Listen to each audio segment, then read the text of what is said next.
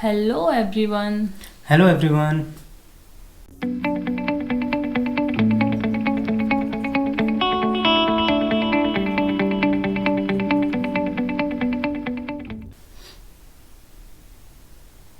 जब भी आप किसी दूसरी कंट्री में मूव होने का प्लान करते हैं या किसी दूसरी सिटी में शिफ्ट होने का प्लान करते हैं तो आपके दिमाग में बहुत सारे क्वेश्चंस रेज होते हैं, बहुत सारे डाउट्स होते हैं उस जगह को लेके कि वहाँ का वर्क कल्चर कैसा होगा, वहाँ का ट्रांसपोर्ट सिस्टम कैसा होगा, वहाँ की सेफ्टी कैसे होगी, वहाँ का सराउंडिंग कैसे होगा।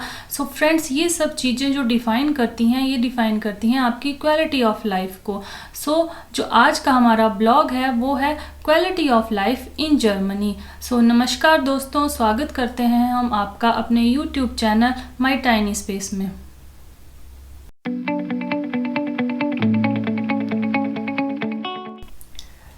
क्वालिटी ऑफ लाइफ के अंडर जो पहला पॉइंट हमारा है वो है वर्क लाइफ बैलेंस। तो वर्क लाइफ बैलेंस हमारे लिए बड़ा इम्पॉर्टेंट होता है। जैसे कि कहते हैं कि अगर आप अपनी लाइफ से सेटिस्फाइड नहीं हैं तो अपने काम से भी सेटिस्फाइड नहीं हो सकते। तो वर्क लाइफ बैलेंस काफ़ी इंपॉर्टेंट फैक्टर रहता है सभी का। जब वो जॉब शिफ्ट करते हैं एक बड़ी मोटिवेशन रहती है कि हम सोचते हैं कि हमारा नई जगह पे वर्क लाइफ बैलेंस कैसे होगा, वहाँ स्ट्रेस कैसे होगा। तो अगर मैं जर्मनी की बात करूँ तो यहाँ पे वर्क लाइफ बैलेंस पे काफ़ी ज़्यादा ध्यान दिया जाता है। सिर्फ आपकी कंपनी, आपके मैनेजर ही नहीं बल्कि फेडरल लॉज के well regulated, well defined laws हैं जो डिसाइड करते हैं कि आपको कितने घंटे काम करना है। फॉर एग्जांपल वीकली आपको 40 आवर्स से ज़्यादा अलाउड नहीं है लीगली काम करना। इन सम केसेस 48 आवर्स तक वो आवर्स जा सकते हैं, लेकिन उस केस में भी आपको प्रूव करना पड़ेगा, आपके मैनेजर्स को, आपके सुपीरियर्स को ये प्रूव करना पड़ेगा कि आप जो काम कर रहे हैं वो बहुत इंपॉर्टेंट है और कई तरह के अप्रूवल्स लेने पड़ेंगे। तो जनरली आपको एक्स्ट्रा काम करना यहाँ पड़ता नहीं है। जर्मनी में जनरली मोटिवेट भी नहीं करते हैं कोई कि आप अपने फिक्स्ड आवर से ज़्यादा कुछ काम करें। तो इस कारण आपको काफ़ी टाइम मिल जाता है काम के अलावा भी अपनी लाइफ में। सो वर्किंग आवर्स के अलावा भी जो आपकी ईयरली हॉलीडेज़ होती हैं वो गवर्नमेंट के लॉ के अकॉर्डिंग फिक्स्ड होती हैं। गवर्नमेंट के अकॉर्डिंग आप 24 हॉलीडेज़ आपको मिलती हैं, बट जनरली कंपनीज आपको 30 तक ये हॉलीडेज़ दे देती हैं और ये पूरी वेकेशंस जो होती हैं ये पेड होती हैं। तो इसकी वजह से आपको अपनी फैमिली के साथ टाइम बिताने का मौका मिल जाता है और अपनी एक्स्ट्रा जो आपकी हॉबीज़ होती हैं उनको भी कंटिन्यू करने का मौका मिल जाता है। इन पेड वेकेशंस के साथ साथ आपको सिक लीव्स भी मिलती हैं। अनफॉर्चुनेटली अगर आप बीमार हो जाते हैं, आप काम पे नहीं जा सकते, तो आप सिक लीव ले सकते हैं। और ये सिक लीव से एक तरह से अनलिमिटेड होती हैं। ये इनका कोई नंबर नहीं होता कि आपको साल में 5 मिलेंगी या 10 मिलेंगी। बट हाँ, इसमें एक कंडीशन ये है कि आपके पास डॉक्टर का रिटन सर्टिफिकेट होना चाहिए कि ड्यू टू सिकनेस आप काम पे नहीं जा सकते। सो जो हमारा नेक्स्ट पॉइंट है वो है हेल्थ सेक्टर। सो फ्रेंड्स, मैं आपको बता दूं कि जो जर्मनी का हेल्थ सेक्टर है वो काफ़ी वर्ल्ड क्लास है।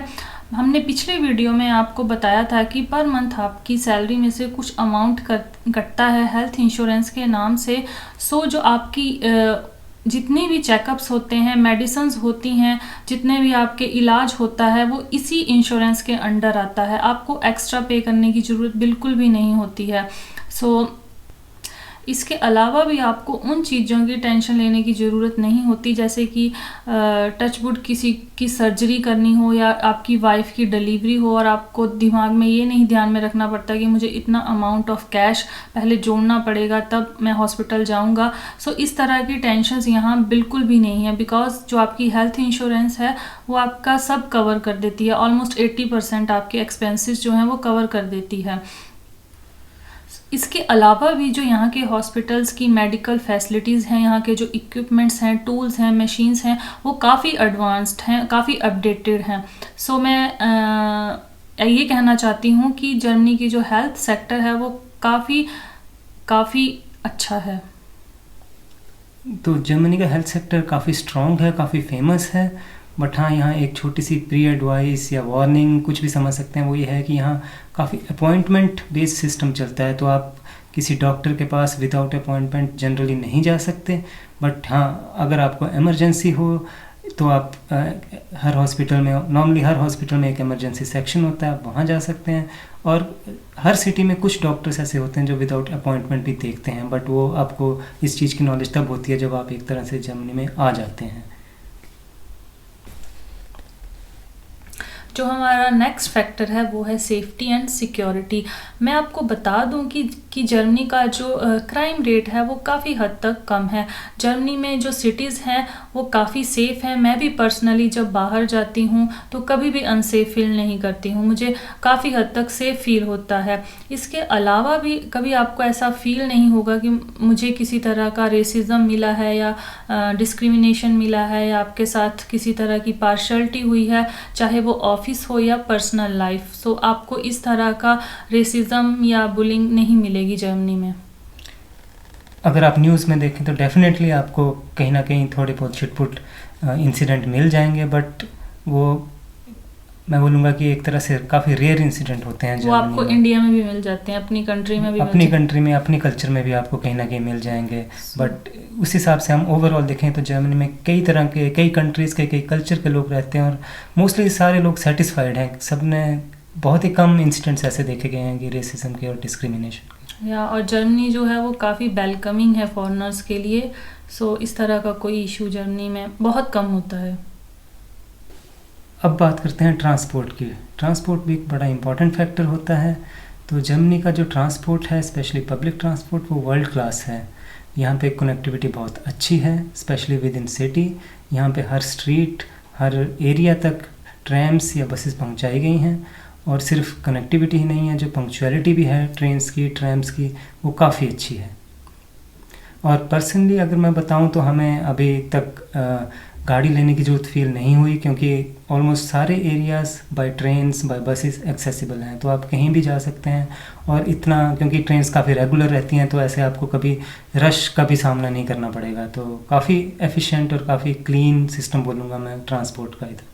और जर्मनी का जो ट्रेन जर्नी होती है वो काफ़ी इंजॉयबल होती है। आई थिंक आपको ट्रेन से बिल्कुल ट्रैवल करना चाहिए जर्मनी में।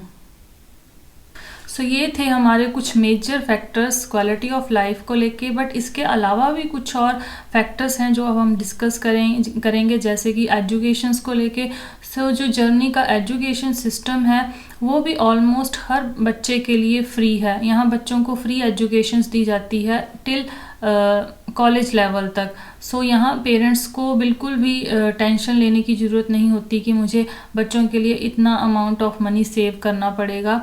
तो मैं बता दूं कि यहाँ एजुकेशन ओवरऑल फ्री है। वो अलग बात है कि आपको अपने बच्चों को बाइलिंगुअल स्कूल में पढ़ाना है या फॉरेन अब्रॉड इंटरनेशनल स्कूल में पढ़ाना है या अब्रॉड भेजना है, तो उसके लिए तो ऑब्वियसली है आपको मनी चाहिए। But with in the Germany आपको ये एजुकेशन आपके बच्चों के लिए फ्री प्रोवाइड कराई जाती है।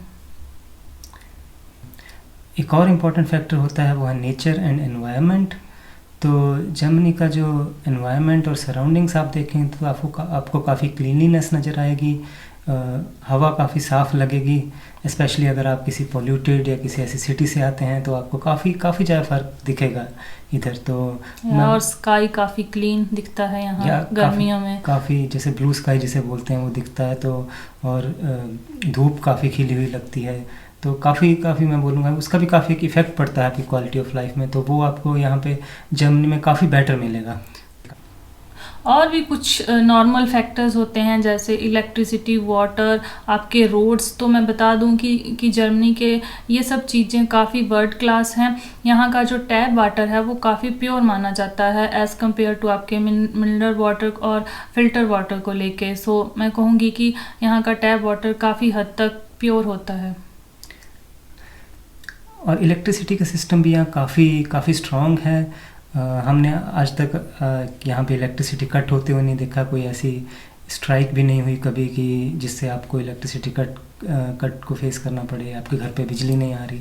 बट हाँ, आपको अपने जो पानी और बिजली के बिल हैं वो टाइम पे भरने पड़ेंगे, अदरवाइज़ तब तो ये डेफिनेटली काट ही देंगे अगर आप नहीं भरेंगे।